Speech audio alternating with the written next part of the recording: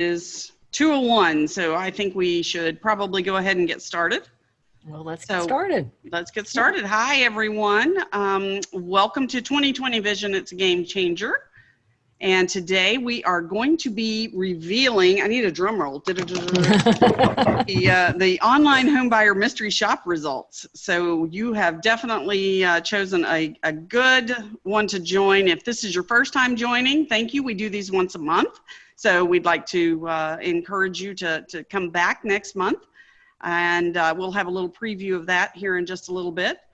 So joining us today, as always, is Carol Morgan, founder and president of Denim Marketing. Carol, you want to introduce yourself? Sure. Founder, president of Denim Marketing. 1999 is when I started Denim. We do all sorts of cool things for builders and others in the industry, but the majority of what we do is content.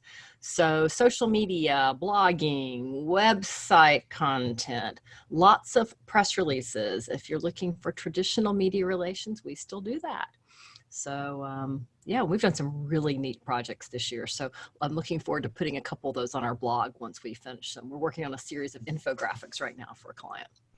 Kind of cool. Awesome. Yeah. So, and I am Kimberly Mackey. I'm the founder of New Home Solutions Consulting. I work with builders and developers of all sizes all over the country. I also work with large brokerages. In Tampa, I actually run the preferred builder program for Berkshire Hathaway. And typically, I'm the person that comes in when sales, to put the sales systems and processes in place. I like to say that I'm the person that they bring in to keep sales as the engine that drives the train instead of running it off the track. So I do coaching for leadership and sales and marketing leadership, do strategy for sales and marketing leadership, and of course, coaching and training for our on-site sales professionals. So that is my world. And moving on, we have some special guests today too. So we have none other than Mr. Ben Marks of Melinda Brody Company. Ben purchased Melinda Brody Company when Melinda retired after in 2016. And he joined Melinda Brody Company after 20 years of sales and marketing expertise. Melinda Brody Company, if you are not familiar with them, then you must have been hiding under a rock, because they are the leading mystery shopping company for our industry in the U.S. Say hi, Ben. Hello. So welcome and thank you for joining us today. So, and for our next guest, she really needs no introduction, so, but we'll give her one anyway because we just love her. So this is Leah Fellows from Blue Gypsy Inc. And Leah really is a gypsy. She traveled the world. She's been everywhere. She bought the t-shirt for that. She was even a dive instructor and a sailboat captain before our industry won out as the industry that captured her heart. And she founded Blue Gypsy in 2010. She is a leading consultant and trainer for everything online sales. So she is your go-to expert for online sales. Leah, say hi. Hi, everybody. Thanks for having me.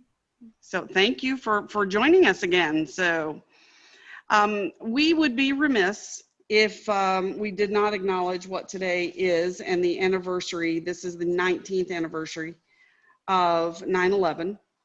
And that is, of course, a day when hate and terror tried to break the American spirit. On that day, 2,977 people died, 19 hijackers committed murder and suicide, and more than 6,000 others were injured.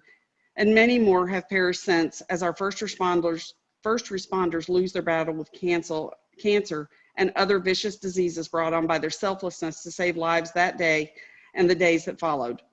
But through the ashes, we rose, united as a nation, stronger with ever more resolve. In today's climate, I think it's perhaps more important than ever to reflect on the lessons that we learned that fateful day.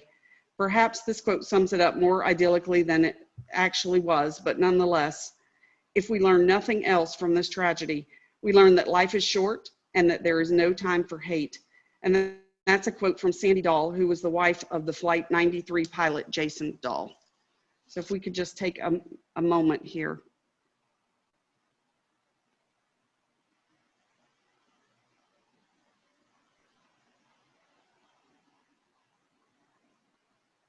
Thank you all for that. So Carol, you want to switch gears here quickly and talk about what we're here to do today? Off, yes.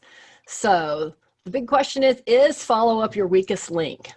The results are in, and if you're like a lot of home builders we surveyed, then follow up might just be your weakest link. So Denim Marketing, Melinda Brody Company, and Blue Gypsy Inc. Did this Online Homebuyer Mystery Shop earlier this year. We all partnered. It was a lot of fun. We cannot wait to share the results. So that's what we're going to do today. And I guess just from my perspective, you know, marketing dollars go farther than ever today, but they're still precious. We all spend a lot of time each and every month to get leads and to build a customer journey. We want it to be unique and memorable. I think it's interesting that this survey was conducted during COVID. And I know Leah will have some comments on that later. But, you know, from my perspective, we were all sheltering in place and sitting behind a computer screen. So some of these results really surprised me. So without any other, further ado on this, let's just jump into it. All righty. So Ben, can you start us off and tell us how the shop worked? I mean, how did you decide which builders were going to be included, and you know, maybe how this differs a little bit from what you normally do? Well, first of all, thank you for having me on the webinar. I greatly appreciate it. So for the shops, we decided on a sample size of 50 builders, and that would represent a good overall representation of the overall home building industry. So we randomly selected these builders from across the country. They represent national, regional, and local builders, both large and small. And of those 50, 30 were from the Builder Top 200 list. For the mystery shops themselves, we had our shoppers go to each builder's website during normal business hours and on weekdays, Monday to Fridays. These shoppers would go and fill in the contact forms on each site and include a relevant question about a specific community. And then over a 30-day period, we track the responses from phone, email, and text messages. It's also important to note that during this 30-day period, the shoppers didn't reply to builder emails, phone calls, or text messages. So, you know, and this is really important too. I'd like to just throw in on this process that's what OSCs are trained to do. OSCs are trained to truly go through that process and follow up even if they don't get a response. So I just want to kind of throw that in there. Online sales counselors do this by just this is their process. All right, then we will move on. And Carol, you've got a big aha coming up here? Yeah, so our first big aha is that 0% of home builders emailed back in 5 minutes or less, which is shocking to me. You know, Leah, what do you think some of the factors that affected this or influenced this are? And then, you know, how can we speed this up, and what is best practice? So, you know, it's really kind of, we always say the gold standard of follow-up is 5 minutes or less. Back when I started in the industry, if we followed up in 4 hours or less, we were doing well. We'd say, you could wait 24 hours on the weekend. So 5 minutes or less is really important. Most people know this, and a study by Convolo Sales showed that conversions increase 391% when a lead is answered in the first minute they inquire. So 5 minutes or less, I mean, we're looking at attention span. That's what we're going for. And I'm with Carol, it was shocking that no builder sent an email in 5 minutes or less.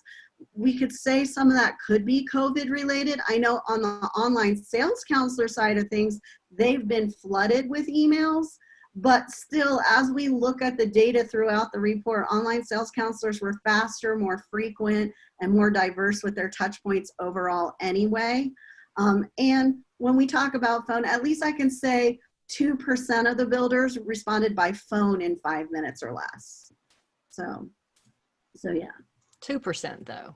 Yeah, only 2%. And they were all OSCs. So. Wow, that's shocking to me. Yeah, and actually, as we move into this next slide, which I know Carol's going to talk about, in our survey, we found that 58% of the builders had online sales counselors and 42% did not. So when we looked at the data throughout this entire report, we looked at it as a whole, but we also looked at it as online sales counselors and non-online sales counselors. So Carol, let's go ahead and talk. I think that's an interesting point too. And I think that's something that COVID has changed a little bit with more and more of our buyers shopping online and expecting that immediate response. I think we have some builders who invested in online sales counselors this year who did not have them before. And I believe that will be a trend we see continue into 2021 and the future. But autoresponders, we build a lot of successful autoresponders for home builders. They have a great place in follow-up.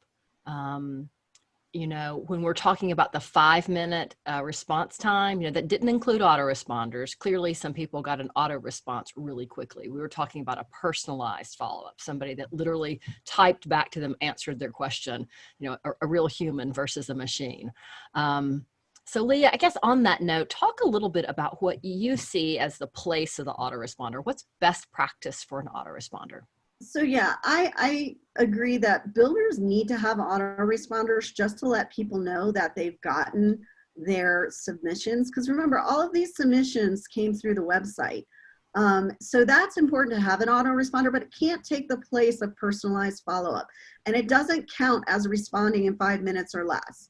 Because most of the time, especially if someone asks a question or whatever, that autoresponder so often is not tailored to that specific person and what they've asked.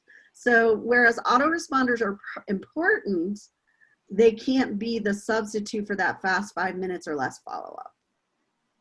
And we do have some questions coming in for you guys. So Sherry Phillips is asking us, were your builders all production builders or did you survey custom builders too? We didn't survey custom builders. They were mostly, I believe they were all production builders, correct, Ben? There were some smaller builders, but they weren't necessarily custom. They weren't custom builders. Correct. So, yeah. There were some smaller builders. About almost 30 of the builders came from the top 200 list, Builder Top 200, and the rest were local and regional around the country that we chose. But none of them were custom builders. So, and then 0% response, that excluded, I think you cleared that up, that it did exclude the autoresponder. Definitely. Yeah, we didn't count the autoresponder as being part of the five minutes or less. We looked at personalized emails. So, and then here's a really interesting question. What percentage of the high-end home builders had an OSC? Do we have any idea? We didn't sit there and compare them by pricing or something like that. I mean, I guess everybody has their own version of what's high end, because I mean, I think that is a high end builder what is that? I mean, somebody building $1 million homes or somebody building $500,000 homes. I guess that's kind of a subjective question. I know builders in like Oklahoma that build beautiful, gorgeous, what I would call a high-end house. They're a small builder, and I don't know how you would designate that by their price, because I know other builders here that build $1 million homes. So that's true. Right. Yeah, it's very subjective depending on where you are in the country. So we have another really good question. Less than 5 minutes seems quite extreme. How do builders staff for that expectation? So that really is where an online sales counselor comes in. And I mean, that's the importance of having someone at the top of your lead funnel that their most important job is that fast, personalized response. Because we live in a very fast-paced world. It's a goldfish mentality. And we know that if we don't answer them right when they inquire, they're gonna go somewhere else and you lose that opportunity. So the longer that lead languishes, the more likely you're not going to get a response when you reach out to them. And then it's going to be harder to get that response. Yeah. Well, while we're on that topic, maybe give some parameters. At what point does a builder know that they need an online sales counselor? How many leads are they getting, or how many sales are they making? When does that make sense for them? So for me, as far as when you should have an online sales counselor, I think it does depend on lead generation and how many homes you're building. It depends on, now I would say a builder that's aspiring to build 50 homes or more a year should definitely be having an OSC. So it's not just for those 700 homes a year or 200 homes a year. It's definitely, I've trained builders that sell 50 or more homes a year. And as far as leads go, you want to be generating, you know, depending on your size, 20, 30, 40 leads per week. You know, and that lead generation helps you sell your homes. And there's a whole metric that goes into that. And that's a whole nother conversation that would take forever to go into in this. But I would say that once you hit 50 leads a week, you need 2 online sales counselors. Okay. So the volume is important. And the way an online sales counselor tends to a lead when it comes in, and that ongoing follow-up, which we're going to talk about further on in this presentation, is really different than the way your site agents do. So staffing with site agents and agents that are used to selling in model homes, there's a different mentality than those who are trained and properly set up to be an online sales counselor. On that note, no, there definitely is. Coming from the on-site side, we suffer from bright shiny object syndrome. I mean, I used the wrong hand. So anything bright and shiny for an on-site, you know, we're that warm lead, that hot lead right in front of us at the moment, the traffic that's coming in, the realtor who's right in front of us, you know, it is a completely different set of skills to be able to convert and work from that and nurture that lead to the point that you get them to the appointment. But once an on-site has an appointment set with a lead, just another statistic for you, they're 50% more likely to convert that to a sale versus someone who just walks in with walk-in traffic. So that's really important, that you can not only increase the quality, the quantity of your appointments, but you can increase the quality of those appointments for higher conversion. So one of the things Carol mentioned, that she does a lot of the autoresponders and writes a lot of those for builders. One of the things that I do with a lot of my builders is help them to manage their CRM with their on-site teams. And we create, in addition, some autoresponders that are structured to be more of those personalized emails that come directly from the desk of the salesperson. And they sound very, very personal. And in fact, I encourage the salespeople to take those as templates and tweak them so that the buyer does know that after they've had that conversation with them, that's, you know, that it is really from their desk and from them. But it gives them a template, and it gives them that follow-up scale of how often they should be following up, how many touch points they should have with that buyer, and most importantly, a call to action. Because every email has to have a call to action. And that call to action is, of course, schedule an appointment for a purpose, not just come tour our community. That's way too general. It needs to be a very specific call to action when you're talking about these personalized emails. So Leah, I know you've got a lot more to talk about on this one. Well, and you know, this is the thing is with personalized versus marketing, and also autoresponder versus automation. Okay, because you said there's difference between setting up automation where it sounds like it's customized to that person, and that's okay. You want it to sound personalized and to have it, especially when you have huge volume, go out automatically, but it's still personalized. So it's different than a marketing email where it's big, pretty, shiny, colorful templated emails with homes and quick, get our last home before we sell out this community, that sort of thing. So I think it's important to understand the difference between those personalized emails that sound more like Kimberly said, coming from your desk, versus those pretty colorful templated emails. And I know that Carol has something to say about that in a bit. But one of the things I want to point out is that of our builders, only 48% of builders 48% of builders never sent more than one personalized email. And remember, that's in a 30-day period. So in 30 days, they only sent one personalized email. Anything else they sent, if they sent anything at all, might have been marketing, if they did anything at all. So you know, as an online sales trainer, it made me sad that 24% of OSCs sent only one email. That means they were not following their process. And every online sales counselor that's out there should be trained to follow a process. That's why we hire them in the first place and put them in that important position.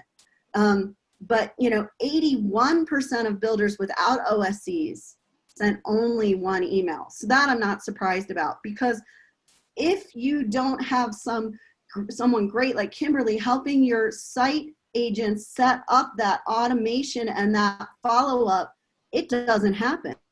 So, you know, OSCs should be doing it, but site agents, you know, if these were going directly to site, it's not surprising to me that only 81% didn't respond beyond one email. And then how many, I think you said something earlier about how many had OSCs and how many didn't? So 58% had OSCs and 42% didn't. Okay, great. And then we have a question from Lynn Davis, who's asking us, hi, Lynn, which is more effective, an emailed initial follow-up or a phone call initial follow-up, or even a text, she says?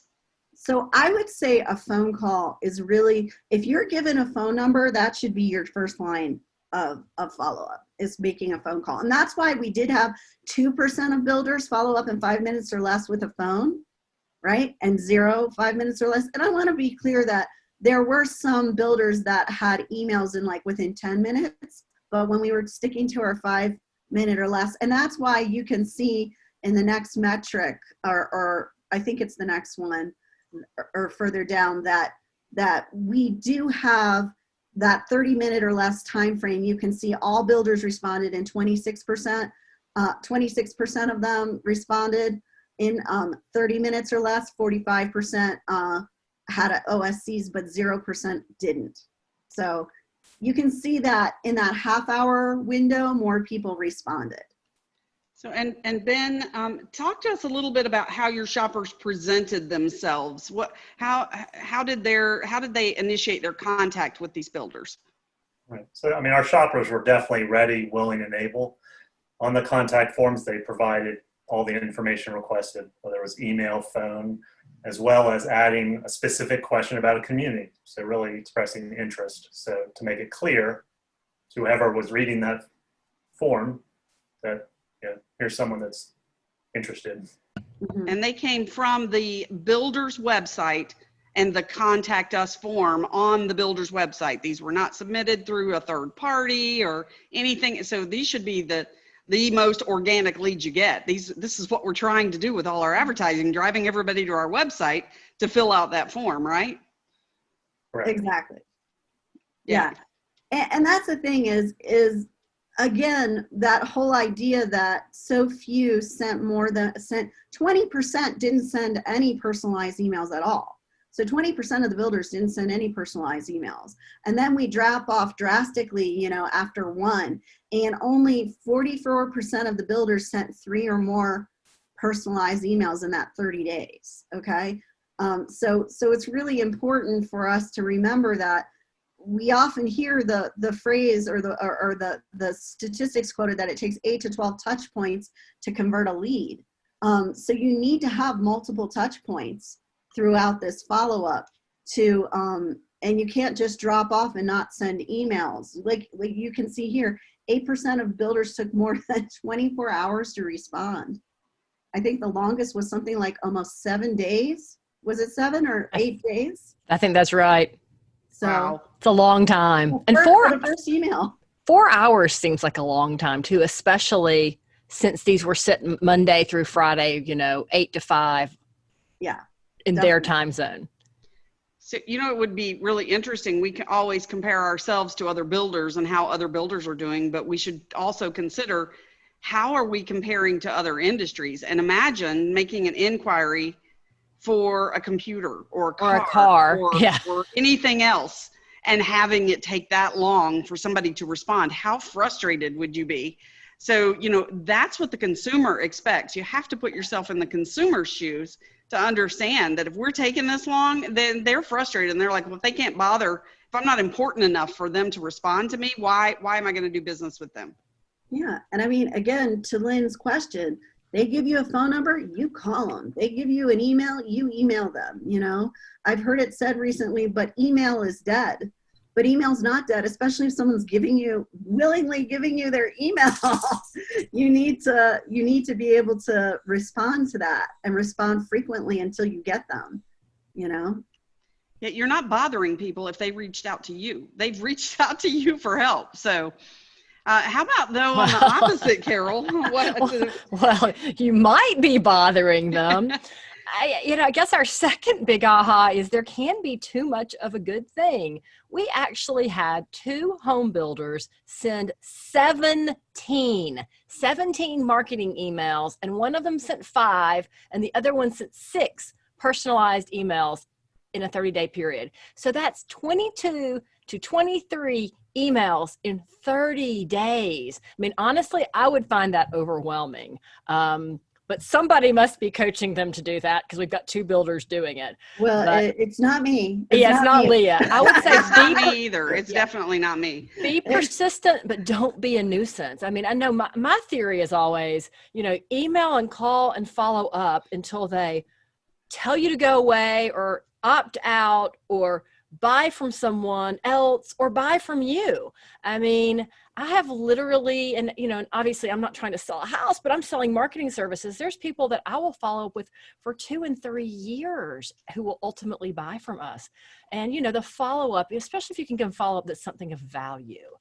Oh, hey, did you see our latest survey? Oh, do you know that the Southeast is performing really well? Here are the latest stats. Just stuff that makes you their go-to. And we can do the same thing with our potential buyers. Give them information that keeps them excited about the process, whether it's, oh, hey, it looks like interest rates may drop again, or, we're down to the final 3 houses in that neighborhood that I know you really liked.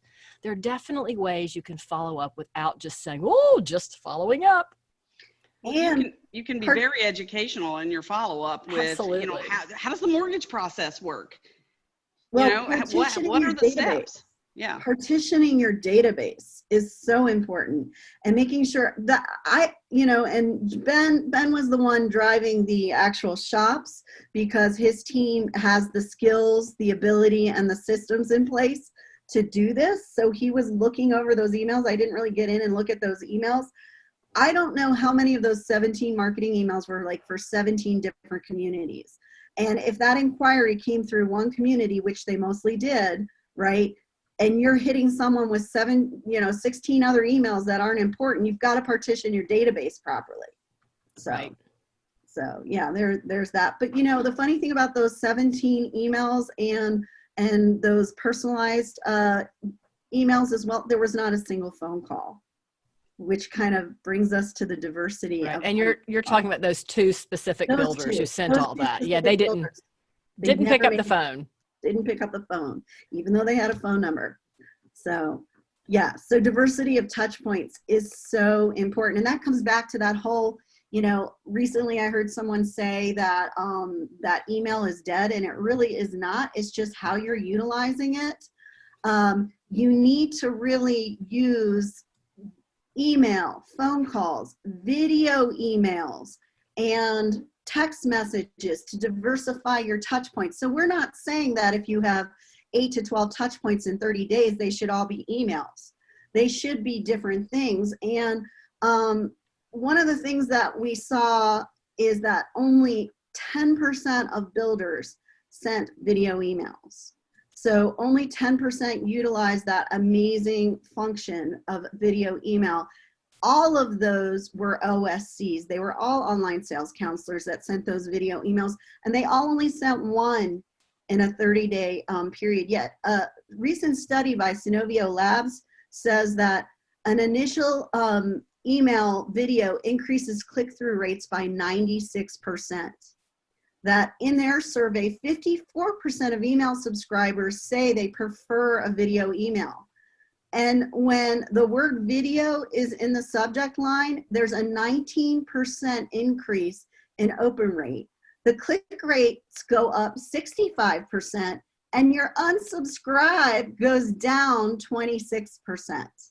So all of those should tell us we should be utilizing video email in our sales process to first get someone to communicate with us, and then even after the fact, right? Yeah, dive into that a little bit more. So when you say video email, is that me just sending a video of the community, or is that a video of me talking to the buyer and maybe walking around and showing them stuff? Is it more first person or is it more third person? What are they expecting? So that is a great point. And I will tell you the best way to start in your follow-up, when you first get a new hot lead in through your website, send them a personalized video email of you talking to them. Like, if you hold up a board with their name on it and your email subject line says, Leah, I have a video introduction for you, and you open that up and then you see your name, Leah, on that board, how can you not click that to see what that person has to say to you, right?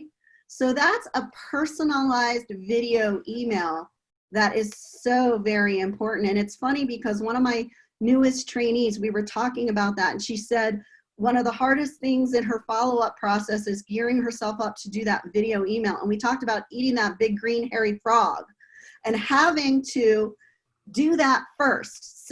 Take the thing that you hate doing most in your day, which might be video email, and just sit down and get yourself set up and go board after board after board. Because you know what? That first video email you send out is probably because that person hasn't responded to you yet. It should be like a day 2, day 3 type task. And you're doing it because you haven't gotten a response from that person. So if you're doing a video email, you can pretty much use the same script for everybody, but a different board with their name on it, and just record it over and over and over. Guess what? We had that conversation yesterday. Today, she sent me a video email saying 41 video emails done. Boom. So that's going to be pretty impressive when she sees the response from that. So you can use programs like BombBomb to connect up with everything. And BombBomb is a wonderful emailing platform. So there's other ones out there, Vidyard, all sorts of different ones, but my favorite's BombBomb. And you can just take a video. I mean, you don't have to subscribe to a program to do it. You can just take video and, save it in a program like Dropbox or on any cloud where you can attach the link to it and, just take a screenshot of it and embed it right there in your video. We have some questions for you. One of them I'm not quite sure, so Chuck, you may have to expand on this one. But Chuck Janitis is asking, can you send those percentages on video email that she just talked about? Yeah, well, they're going to be in the report, which we'll send a link to, but I'll put it in the chat. It'll just take me a minute to type it. Okay. Yeah, and then he asked about a length of time for a video email. So, and that's a good question, length of time. Your first video email, really 30, 45 seconds, a minute and a half top. Like, you don't want to ramble on, but like once you start communicating with someone and they want information for you, then you can do those video tours through the community like Carol asked. You can talk to them longer about the floor plans they want. So that's, that would be, I would say that very first video email, it's not long. And you can create some canned video emails that you use throughout your process that maybe apply to a broader audience and have them less personalized. But it's just like the personalized email. You've got to have that personalized video email too.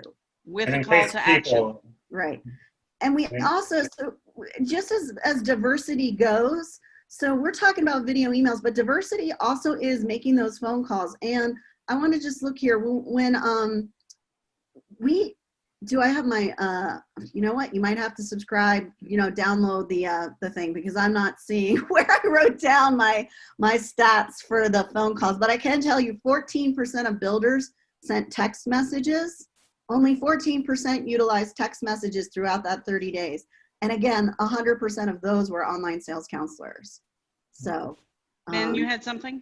Well, just in case you were wondering, I mean, we did track whether those emails, whether they're personalized or marketing, arrived in the inbox or junk folder. And I can say out of those 50 builders, maybe 5 or less total emails ended up in the junk or spam folder. Which is good and actually surprising to me too, because I know I get a lot in my spam, but that is something to also be aware of. when your stuff is landing in spam. If you're not getting responses from people, you need to mix it up and sometimes not just send what you have programmed through your CRM, but send from your Outlook as well, because maybe you are landing in their spam. And if you go through your Outlook, maybe you won't, depending. So. Carol, your stats are just going out to the panelists, so if you wouldn't mind cutting and pasting that back out to everybody. And you are welcome, Chuck. I'm proud of myself for pronouncing your name correctly as well. So, all right, I'm going to move on. Diversity, definitely the key. Just like with closing techniques, you can't just keep saying the same things over and over again. You can't just keep doing the same things over and over again. You never know what's going to actually grab somebody's attention. So let's talk about the types of mystery shops that we typically do, and talk about the difference in this, Ben, how it normally looks versus how this one looked, because I think they're both very different and distinctive. Right. Great question. Certainly the majority of mystery shops we're performing on a daily basis are either on-site video shops, or now with COVID, we're doing a lot of recorded virtual shops where our shopper is recording their screen as they're on a Zoom call with a sales agent going through a virtual tour. But with all these with those types of shops, we're evaluating a sales agent's sales performance and skills as they're working with prospects. For example, how well they're qualifying a prospect, their builder story, and overall closing efforts. These online sales counselor shops are more focused on evaluating a process and confirming whether those touch points we discussed are being completed. For example, were those personalized emails and phone calls made in a timely manner? But this is not to say when we don't review those emails and voicemails to confirm whether they're on point and addressing the prospect's questions. And regardless of whether it's an on-site mystery shop or an online sales counselor shop, all these shop results, videos, and follow-up emails are logged into our client dashboard. So our clients have access through the dashboard to analyze these shop results and view trend reports for both individual sales agents as well as entire sales teams, which really helps the coaching and training process to know what the strengths and weaknesses are of everyone. Mm-hmm. So and I've got to say, I'm really excited to be partnering with Melinda Brody Company on this, and Ben, because I've done shops of OSCs for years. I've offered that service for years, and it's a 30-day process.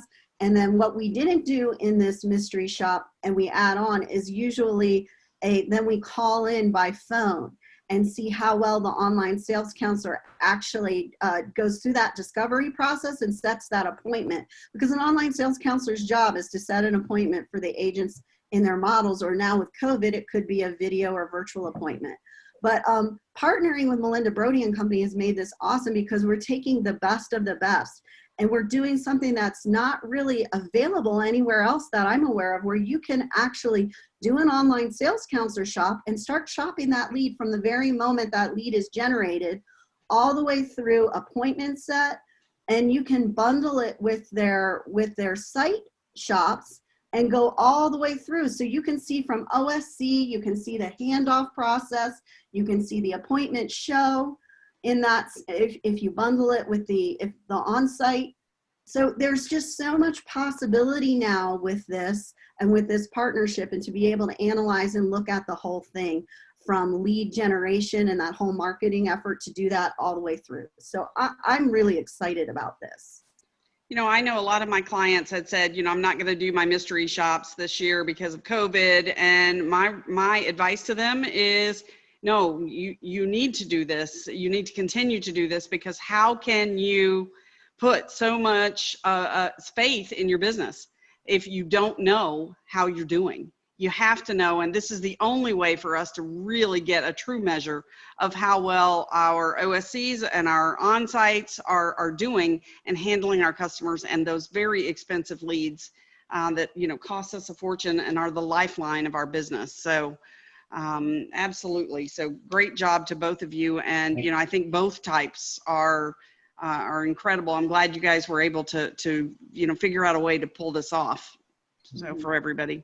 And we plan to do this each year, repeated. Yeah, we're going to keep doing the reports and keep offering those services.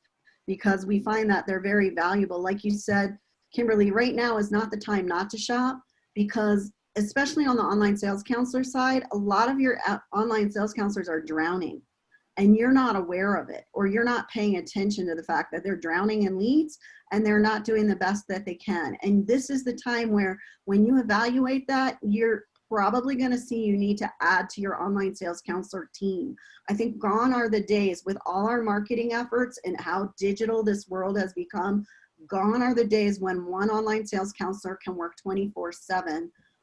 For smaller builders, I know the national builders and the big builders, they have teams, but there's still people that sit on that precipice of whether I should have one or more, just like you still have people sitting on that fence of whether I should have one OSC or no OSC, you know? So we always have to evaluate by volume and quality. So, and then Lynn Davis is asking us a question. She says, if you have a phone number for the prospect, initially text right away to say that you'll be calling them and this is your phone number. That's a really great point, Lynn. So they'll be more likely to answer when the site rep or the OSC does call. So many of us don't answer calls from phone numbers that aren't in our, you know, we're just used to so many spam calls. So very good point. Thank you. And that's Lynn Davis from Enter Now right there chiming in. Thanks, Lynn. Mm-hmm. So, Carol? Well, and here is how you can download a copy of the Mystery Shop. I'll put it in the chat too, so that you can just click on it. But, you know, we'd love to have your questions about it. We'd love for you to download it. It's also downloadable on Melinda Brody Company as well as Blue Gypsy Inc.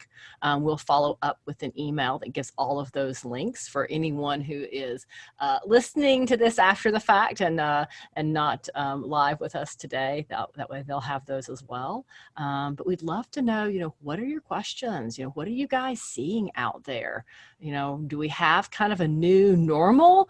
And it feels like we do. You know, everybody's back to school, you know, COVID or no COVID, you know, we're back to functioning. A lot of people are back in the office. What are you guys seeing out there? Sales seem to be up and really strong all over from what we're seeing. And if you hung around till the end while you're thinking of those questions, I did find the phone statistics. Ooh, good. I found our phone follow-up. So 62% of builders never made a phone call. It's a lot. So that's a lot. 62% of builders never made a phone call. 38% of those were OSCs. 38% of OSCs never made a call, and 71% of builders without OSCs never made a call. Only 18% of builders made more than one phone call, and 89% of those were OSCs, 11% were not. But only 2% of builders made calls in 5 minutes or less, and that's that important number there. Do you think it's because everybody's allergic to their phone today and nobody wants to pick it up? Or do you think it's because they think no one's going to answer when they call? Or what is it?